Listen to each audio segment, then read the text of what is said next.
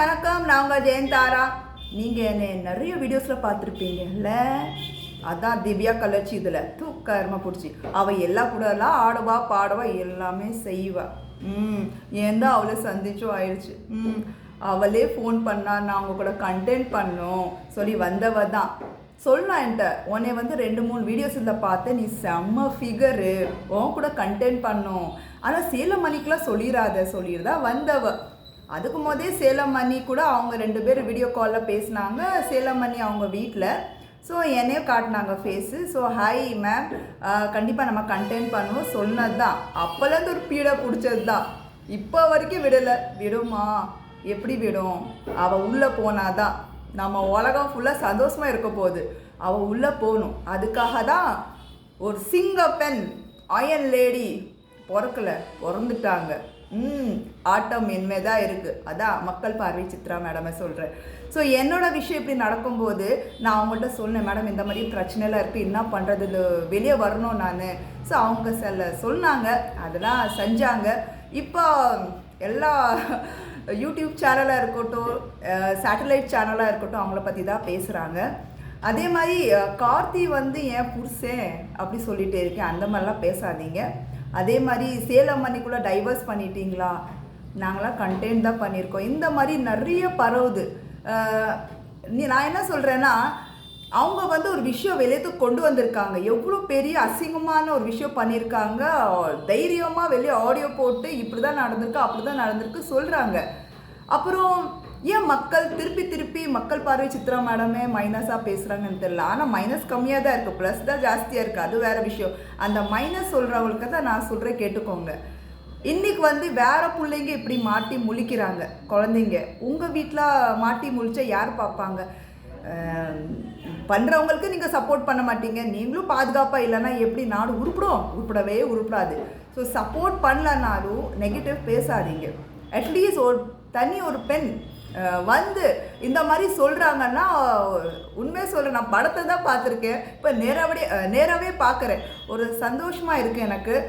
இந்த மாதிரி ஒரு 4 பெண்கள் இருந்தால் நம்ம தமிழ்நாட்டில் போதும்னு நினைக்கிறேன். ஏன்னா அவங்க பேட் வேர்ட்ஸ் பேசுகிறாங்களோ இல்லைன்னா இப்படி அப்படி பண்ணுறாங்களோ, பட் அவங்க சமுதாயத்து இதில் தான் பார்க்குறாங்க. சரி, யாரும் கெட்டு போகக்கூடாது. ஏன்னா என்னை வந்து திவ்யா மிஸ்யூஸ் பண்ணால் பார்த்தா, இந்த மாதிரி நீ வந்து ஃபர்ஸ்ட் நைட் கண்டென்ட் போடு, நான் அட்வான்ஸ் வாங்கிட்டேன். நான் அதை சொல்ல ஃபர்ஸ்ட் நைட் கண்டென்ட்டாவா? நான் வந்து உன்ட்ட கண்டென்ட் வாங்குறப்போ ஜென்ரல் அவேர்னஸ்க்கு தான். இவங்களே பேசிக்கிறாங்களே, இவங்களே செஞ்சுக்கிறாங்க, ஏன்னா தாங்க முடியல. அப்புறம் வீட்டில் வந்து செல்ஃபிலாம் எடுத்தா எல்லாமே. ஸோ எல்லா செலிப்ரிட்டிஸ் அப்படி சொல்லி தான் உள்ளே நுழைஞ்சா. ஸோ எடுக்க தானே செய்வாங்க, எடுத்தாங்க. இது வந்து எங்கள் ஃபேமிலியோட ஃபோட்டோஸ் போட்டு அம்மா காணும், அண்ணா காணும், இவர் ரொம்ப கேவலமாக பேசுனாங்க. ஸ்டேஷன்லாம் போனேன், கம்ப்ளைண்ட் பண்ணேன், ஆன்லைன் எல்லாமே பண்ணேன், எஸ்பி ஆஃபீஸ் எல்லாம் பார்த்தேன். அவங்க தான் சொன்னாங்க, இந்த மாதிரி அவளை அடிங்க, ஒரு கம்ப்ளைண்ட் போட்டுட்டு நம்ம நெக்ஸ்ட் ஸ்டெப் எடுக்கலாம். ஆனால் மக்கள் பார்வை சித்ரா மேடம் சொன்னாங்க, அந்த விஷயம்லாம் நீங்கள் பண்ணாதீங்க, நாங்களாம் ட்ரஸ்ட்டு, நீங்களாம் நார்மல் ஒரு மக்கள். ஸோ அப்படி பண்ணிங்கன்னா உங்கள் மேலே ஆக்ஷன் எடுப்பாங்க. ஸோ வெயிட் பண்ணுங்கள். தப்பு யார் பண்ணாங்க அவங்க உள்ளே போக தான் போகிறாங்க. ஸோ பொறுமையாக இரு, வேடிக்கை மட்டும் பாரு, அமைதியாக உன் வேலை மட்டும் பாரு சொன்னாங்க. அப்போ வந்து எனக்கு கொஞ்சம் நிம்மதியாக ரிலாக்ஸாக இருந்தேன். அப்புறம் திரும்பி இந்த மாதிரி ப்ரெஸ் மீட் பண்ணும்போது நான் உங்கள்கிட்ட காங்க்ராச்சுலேஷன் மேடம் சொன்னேன். ஒரு சந்தோஷமான விஷயம். ஏன்னா இந்த மாதிரி பெண்களுக்கு நான் வந்து சப்போர்ட் பண்ணணும். நம்மளும் பண்ணுவோம் எல்லா பேரும். அது மட்டும் கிடையாது, அவள் உள்ள அரெஸ்ட் ஆகலை, அப்படி பண்ணல இப்படி பண்ணல, அப்படி இருந்துச்சுன்னா கண்டிப்பாக நம்ம மறியலும் பண்ணலாம். ஏன்னா இன்றைக்கி வந்து நம்ம பார்த்துருக்கோம், நம்ம வர ஜென்ரேஷன் இந்த மாதிரி பார்க்கக்கூடாது. இவளெல்லாம் சிறப்பாலே அடிக்கணும். ஆள் இல்லைல்ல, ஆடுறான்ல, என்ன வேணாலும் பண்ணுவா, நாங்கள் வேடிக்கை பார்க்கணும். எங்கள்கிட்ட வருவாளாம், எல்லாமே செய்வாளா. அவள் வர்ற நோக்கம் என்ன தெரியுமா? எங்கே வீட்டுக்கு, என் ஊருக்கு அவளுக்கு அந்த வியாதி இருக்குது, அந்த டெஸ்ட் பண்ணுறதுக்கு ஜிஹெச்க்கு வந்திருக்கா. அந்த ஸ்லிப்பு என்கிட்ட இருக்குது. நான் வந்து ரிப்போர்ட் வாங்க போயிருந்தேன். இவங்க என்ன சொன்னாங்க, அவங்க வந்ததை தருவாங்க. நான் சொன்னேன் ஊரில் இருக்காங்க, அப்போ நான் அங்கே டெஸ்ட் பண்ண சொல்லுங்கள் என்னோட சொன்னாங்க. அந்த அம்மாவுக்கு நான் சொன்னேன், புரியுதா? ஸோ திவ்யா கலர்ச்சியை அரெஸ்ட் பண்ணிட்டு தான் ஆகணும்.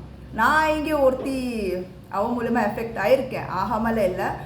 என்னோடய ஷூட்டிங் எல்லாமே நான் கொஞ்சம் தள்ளி வச்சு, என்னோடய மைண்ட் சரியில்லை சொல்லி எங்கள் ஊருக்கு போயிட்டு நான் வந்தேன்.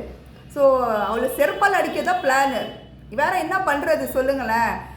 மக்களுக்கு எல்லாத்துக்கும் தெரியும் பண்ணுறது எல்லாமே அரிப்பு கேஸு. சின்ன குழந்தைய வச்சுட்டு காண்டம்ஸ் வாங்கணுமா? கர்மா பிடிச்சவ. கல்யாணம் ஆகலை கல்யாணம் வேணும் அலையறிய நீனு. உனக்கு இப்படி இருந்தால் யார் கல்யாணம் பண்ணுவா உன்னை? அதுவும் அடுத்த புருஷன் தான் வேணுமா? ஃப்ரெஷ் பீஸ்லாம் வேணாம் சொல்கிறா ஓப்பனாக. இன்னும் நிறைய விஷயங்கள் இருக்குது, நான் அது ஒன்றுனா சொல்கிறேன். பட் அவளை வந்து அரெஸ்ட் பண்ணும், அதுக்கு நம்ம குரல் கொடுப்போம். மக்கள் பார்வை சித்ரா மேடக்கு சப்போர்ட் பண்ணுவோம். தேவையில்லாமல் இன்டேரக்டாக பேசாதீங்க. நான் அவளுக்குள்ள சுற்றுனேன் இது அது சுற்றுனேன்னா அப்போல்லாம் தெரியாது. நல்லா தான் நடக்கும் தான் நினைக்கிறேன். சரியா நடக்கும் நினச்சேன், ஆனால் நடக்கலையே. ஆனால் ஒரு நல்லது நடக்குது, கெட்டது நடந்திருக்கு. எங்கள் ஊருக்கு வந்து தான் அவள் மாட்டினால, அதே பெரிய விஷயம் இல்லை. எங்கள் ஊர்னா சும்மாவா வச்சு செய்வோம். சரியா? அடுத்த இதில் நான் நிறையா பேசுவோம். இவளை பற்றி பேசணும் விடக்கூடாது. ஜெய் ஹிந்த்.